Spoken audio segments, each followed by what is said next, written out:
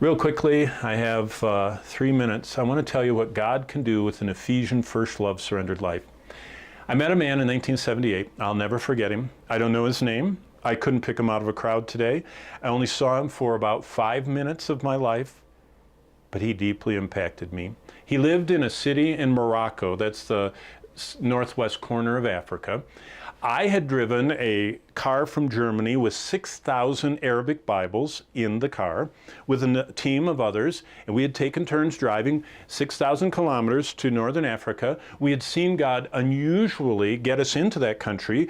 The guards at the border didn't even see the Bibles, and we were told we were delivering them to one of the only 6 known believers in the whole country of Morocco.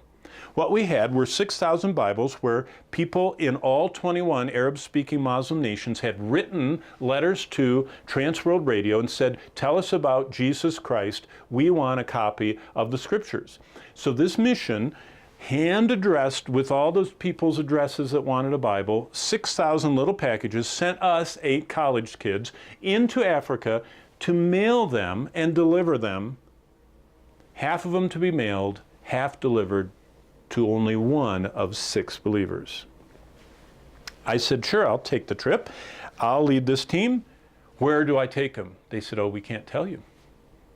I said, I'm going to deliver 6,000 Bibles to a country and you don't have an address? They said, yeah, the Lord will show you. And I said, I was in seminary. I went, really? Well, I sure was taught a lesson. We got into the country. We weren't across the border after we saw the Lord blind the eyes of the guards. We got into the country. I was driving along. The first person in the back seat said, I know where we're supposed to go. I said, really? The signs were all, this is what the signs look like. There. That's how well I can read Arabic. That's what a sign looked like. A street sign with that kind of writing on it. They said, don't worry about the signs. Go down that road. One by one, all 7 other occupants of the car kept saying, I know we're supposed to go that way. I know we're supposed to go that way. And one by one, until I was the last one. And we had, with a trailer behind us, with this great big kind of camper bus, I was driving along and I was the driver, and we were getting deeper and deeper into this city in Morocco where the roads were narrowing, and finally it was like we were inside of a tunnel, and we came out of the tunnel into what would be the courtyard of a Moroccan city. And a gigantic mosque was right in front of us. And I said, well, I'm the last one, and I have no glimmer of what we're supposed to do, so I'm pulling over and we're going to pray. And I pulled the van over to the curb with the trailer behind us, and I said, everybody pray. And as we bowed our heads, whoa, the call to prayer. And if you've never seen a call to prayer in a 100% Muslim country, everyone goes. And there they were wearing their burqas and all their outfits totally black, head to toe covered. They were crawling around in between our trailer and van, and they all went into the mosque while we were praying. And I said, don't let that bother you, keep praying. So we all had our heads bowed while all of them went in the mosque. And while we were praying, on my window, and that's when I met him. The man from Morocco.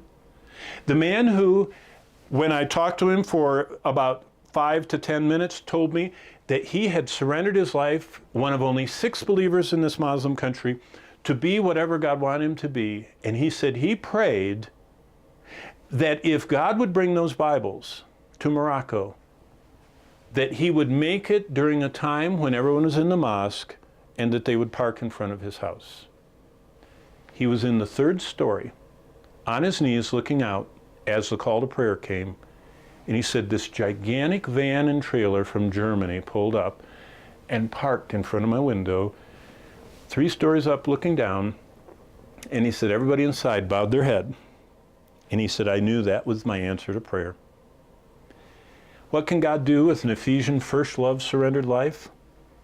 Well, deliver 6,000 Bibles, get them across so many borders, and get them into the hands of thousands of people seeking Christ. What does God want to do with your life?